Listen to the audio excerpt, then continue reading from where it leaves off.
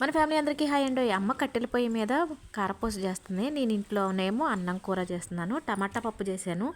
టమాటాలు కోసుకొచ్చి ఇలా కడిగి పప్పు కూడా కడిగి పప్పులో ఎసరు వేసి టమాటాలు ఉల్లి ముక్కలు పచ్చిమిర్చి వేసి కుక్కర్లో ఉడికించాను. పప్పు మెత్తగా ఉడికిన తర్వాత కారం పసుపు రుచికి సరిపడ ఉప్పు వేసి ఇలా మెత్తగా మెదిపాను. ఇక తాలింపు చేస్తున్నా. స్టవ్ వెలిగించి గిన్నె పెట్టి ఆయిల్ వేసి ఆయిల్ వేడెక్కిన తర్వాత ఎండుమిర్చి జీలకర్ర కరివేపాకు వెల్లుల్లి రెబ్బలు కొంచెం కచ్చపచ్చ దంచి పచ్చిమిర్చి ఉల్లి ముక్కలు వేసి ఉల్లి ముక్కలు మంచిగా వేగిన తర్వాత పప్పు తాలింపులో పోసాను.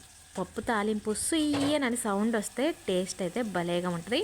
ఇకపోతే ఇక్కడ ఆ గిన్నె చూసి నవ్వుకోకండి. అమ్మ చాలా కట్టెల పొయ్యి మీదే వంట వండుకుంది. కట్టెల పొయ్యి కాబట్టి ఆ గిన్నెలన్నీ కర్రీగా మసిబొగ్గుల్లాగా ఉన్నాయి.